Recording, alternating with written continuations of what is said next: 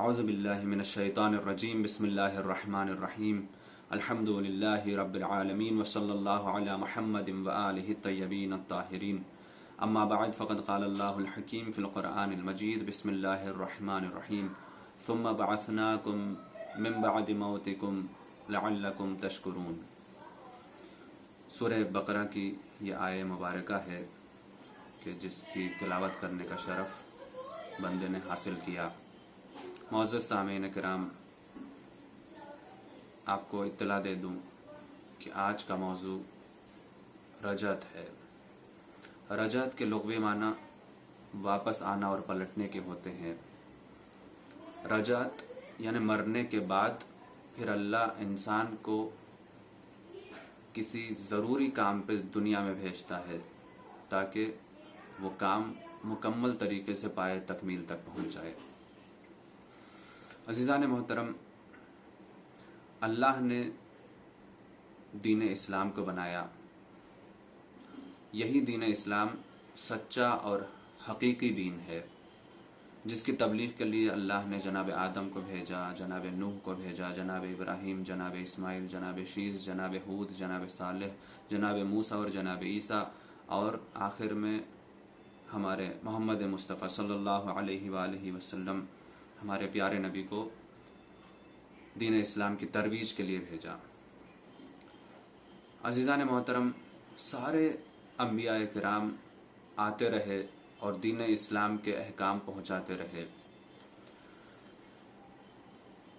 آدم علیہ السلام کے زمانے سے لے کے ختم مرتبت علیہ السلام کے زمانے تک دین اسلام رائج ہوتا رہا، نافذ ہوتا رہا۔ آہستہ آہستہ ایک ایک حکم لوگوں کے درمیان آتا رہا، کبھی نماز کی صورت میں، کبھی روزے کی صورت میں، کبھی زکوٰۃ کی صورت میں، کبھی جہاد کی صورت میں۔ تو عزیزان محترم، دین مکمل نافذ تو ہو چکا، لیکن دین عالمی سطح پہ نہیں پہنچا۔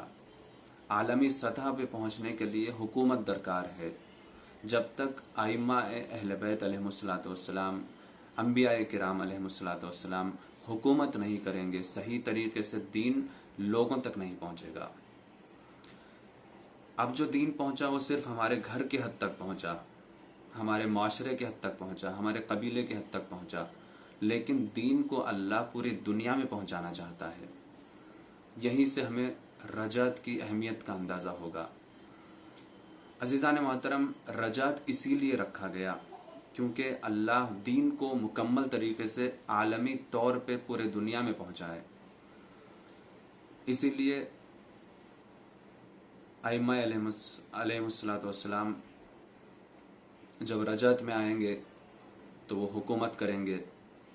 کوئی 40,000 سال حکومت کرے گا، کوئی 60,000 سال حکومت کرے گا، اور جب ان کی حکومت ہوگی تو یقین جانے کوئی بھی بھوکا نہیں رہے گا، کوئی بھی انسان مجبور نہیں ہوگا، کوئی بھی چوری نہیں کرے گا، کوئی بھی شراب نہیں پیے گا۔ یہ سارے جو خرابیاں ہیں وہ ائمہ سے ہٹ کے ہیں۔ جتنے بھی حکمران، جتنے بھی بادشاہ آئے، وہ سب اپنے من کی بات منواتے تھے، لیکن ائمہ علیہم السلام اپنے من کی بات منوانے کے لیے نہیں بلکہ اپنے خدا کی بات منوانے کے لیے آئے ہیں۔ تو یہیں سے رجعت ہمیں سمجھ میں آتا ہے۔ اور عزیزان محترم، جس آیہ کریمہ کو میں نے تلاوت کرنے کا شرف حاصل کیا وہ سورہ بقرہ کی آیت مبارکہ ہے کہ جس میں اللہ نے ارشاد فرمایا، ہم نے تمہیں تمہارے موت کے بعد زندگی دی تاکہ تم شکر کر سکو۔ یہ اس وقت کی بات ہے جب جناب موسیٰ علیہ السلام اپنے قوم میں تبلیغ کر رہے تھے دین اسلام کی، تو انہوں نے کہا ہمیں اللہ سے بات کروا دو تاکہ ہم بات کریں گے، ہمیں اطمینان ہوگا، ہمیں یقین آئے گا تاکہ ہم دین اسلام کی طرف آ جائیں۔ تو جناب موسیٰ علیہ السلام نے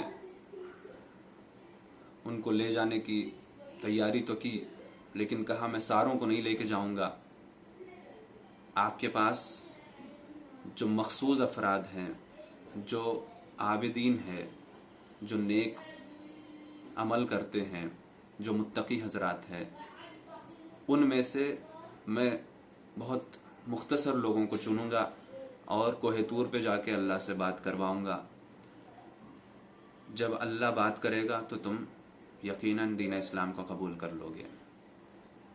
تو وہ لوگ راضی ہو گئے.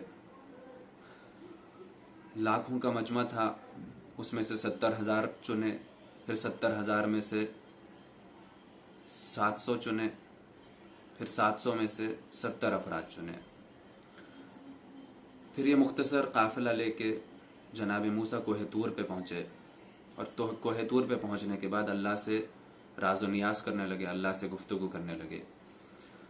تو بنی اسرائیل جو قوم تھی بہت چالاک تھی. اس قوم نے کہا کہ اے موسیٰ، ہم تیرے پروردگار کو دیکھنا چاہتے ہیں، اور جب تک تیرے خدا کو ہم دیکھ نہیں لیتے ہم ان کی عبادت نہیں کر پائیں گے. تو جناب موسیٰ نے سمجھایا نہیں، یہ ہونے کی بات نہیں ہے، اللہ دکھائی نہیں دیتا. اللہ ہر جگہ تو ہے لیکن وہ دکھائی نہیں دیتا، کیونکہ وہ جسم نہیں رکھتا، وہ جسم اور جسمانیت سے پاک و پاکیزہ ہے. تو بنی اسرائیل نے جناب موسیٰ کی ایک نہ سنی، وہ اصرار پہ اصرار کرتی رہی. جناب موسیٰ نے عرضی بارگاہ خداوندی میں پیش کی کہ پروردگار، میری قوم ایسی ایسی باتیں تجھ سے کرنا چاہتی ہے. تو اللہ نے ایک وقت معین کیا اور ایک جگہ تعین فرمایا اور کہا تم اپنے قوم کو لے کے فلاں جگہ پہ آ جاؤ، اور جب وہاں پہ ایک بجلی چمکے گی تم انہیں دیکھنا. اگر تم اسے دیکھ کے برداشت کر لو گے تو تم سمجھو کہ تم نے میری زیارت کر لی، میرے نور کی زیارت کر لی. تو عزیزان محترم، وقت مقررہ پر جناب موسیٰ اپنے قوم کو لے کے آئے. وہاں پہ ایک دور سے بجلی چمکی. ادھر موسیٰ بے ہوش ہو گئے اور ان کی قوم ہلاک ہو گئی.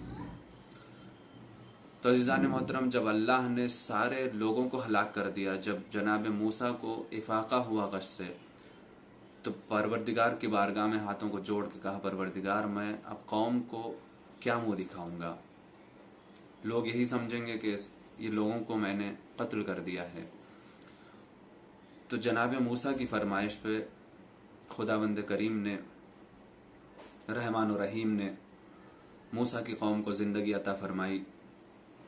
یہ اسی دور کو یاد کرتے ہوئے اللہ نے اس آیہ مبارکہ کو ارشاد فرمایا، ہم نے تمہیں اپنے موت کے بعد پلٹایا تاکہ تم شکر کر سکو. عزیزان محترم، یہ آیہ کریمہ بسند معتبر رجعت کے اوپر بھی دلالت کرتی ہے. رجعت کے حوالے سے بہت ساری آیہ کریمہ قرآن مجید میں پائی جاتی ہیں، اور بہت ساری حدیثیں اور متواتر حدیثیں، صحیح حدیثیں ہمارے کتابوں میں بھی ہے اور اہل سنت کے کتاب معتبرہ میں بھی پائی جاتی ہیں. رجعت کے حوالے سے کسی کو انکار نہیں ہے، لیکن کچھ لوگ عجیب و غریب انداز سے رجعت کے عقیدے کو باطل قرار دیتے ہیں، اور یہ کہتے ہیں کہ جیسے اہل ہنود کے پاس ایک عقیدہ ہے کہ وہ اگلے جنم میں اپنے اعمال کے بنیاد پہ الگ الگ بھیسوں میں اور الگ الگ شکلوں میں آئیں گے. وہی عقیدہ اسلام کا بھی عقیدہ ہے. نہیں عزیزان محترم، ان کا عقیدہ الگ ہے، ہمارا عقیدہ الگ ہے. ہم جسم الگ ہونے کے قائل نہیں ہیں، یہی جسم میں ہم آئیں گے، ہماری روح اسی جسم میں آئے گی، اور اسی جسم کے ساتھ ہم امام کی نصرت کرنے کے لیے انشاءاللہ ضرور آئیں گے. اور عزیزان محترم، رجعت کے متعلق یہ بات ملتی ہے کہ سب سے پہلے جو انسان رجعت کریں گے ائمہ اہل بیت علیہ السلام میں سے، وہ امام حسین ابن علی علیہ السلام ہوں گے. امام آخر کے زمانے میں یہ آئیں گے، اور امام زمانہ علیہ السلام مکمل طریقے سے دین اسلام کو پھیلا رہے ہوں گے، اس کی تبلیغ میں جناب عیسیٰ کے ساتھ مشغول رہتے ہوں گے. ایسے وقت امام حسین علیہ السلام رجعت کریں گے، اور اس وقت میں کوئی انسان ایسا نہیں ہوگا جو امام حسین کو نہ جانتا ہوگا.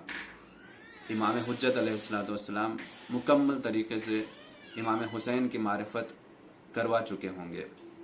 اس کے بعد جب امام حجت کے آخری ایام ہوں گے تو اس وقت امام حسین آئیں گے، اور جب ان کا انتقال ہوگا تو امام حسین علیہ الصلوۃ والسلام ان کو غسل دیں گے، ان کو کفن پہنائیں گے، ان کی نماز جنازہ پڑھیں گے، کیونکہ معصوم کو معصوم ہی غسل دے گا، معصوم کی نماز جنازہ صرف معصوم ہی پڑھا سکتا ہے۔ تو پھر اس کے بعد 40,000 سال، ایک یا دو نہیں بلکہ 40,000 سال تک امام حسین علیہ الصلوۃ والسلام عدالت الہیہ کے ذریعے سے پوری دنیا میں حکومت کریں گے۔ اور اس کے بعد پھر اللہ ان سارے دشمنوں کو امام حسین کے سامنے پیش کرے گا جنہوں نے کربلا میں ظلم کیا، اور جنہوں نے ظلم کرنے میں یزید کا ساتھ دیا، اور جتنے لوگوں نے یزید کو امام حسین کے خلاف مشورے دیے، وہ سارے لوگ آئیں گے یزید کے ساتھ، اور امام حسین علیہ الصلوۃ والسلام ایک ایک کو اس کی سزا چکھائیں گے، جہنم کا مزہ چکھائیں گے۔ اور عزیزان محترم، رجعت میں دو طریقے کے لوگ آئیں گے، ایک ظالم آئے گا، ایک مظلوم آئے گا۔ ظالم اس لیے آئے گا کیونکہ اس نے جتنا ظلم کیا اس کو سزا ملے، مظلوم اس لیے آئے گا تاکہ اس کے اوپر جتنا بھی ظلم ہوا اس کے ساتھ انصاف سے کام لیا جا سکے۔ عزیزان محترم، رجعت مومنین کے عزت میں افزائش کا بہترین موقع ہوگا، مومنین کی عزتیں بڑھ جائیں گی، اور جو منافقین اور جو کافرین ہیں ان کی ذلتوں میں اضافے کا سبب یہ رجعت ہوگا۔ رجعت میں ہر انسان آ نہیں سکتا، بس وہی انسان آئے گا جو خالص ہوگا، جو مکمل طریقے سے امام کی نصرت کرنے کے لیے تڑپ رہا ہوگا، وہی انسان امام کی خدمت میں پہنچ پائے گا۔ ہم سب بھی دعائیں کریں گے کہ پروردگار ہمیں اس دور حکومت میں پھر سے زندہ فرما جس دور میں امام مہدی علیہ الصلوۃ والسلام عدل و انصاف کے ذریعے سے حکومت کریں گے، اور اپنے عدل و انصاف کے ذریعے سے پورے دنیا کو عدل و انصاف سے منور فرمائیں گے، اور ہمیں امام حسین علیہ الصلوۃ والسلام کی زیارت بھی اسی دور رجعت میں نصیب فرما۔ وآخر الحمدللہ رب الحمد وآخر دعوانا الحمدللہ رب العالمین۔ اللہم صلی علی محمد وآل محمد وعجل فرجہ۔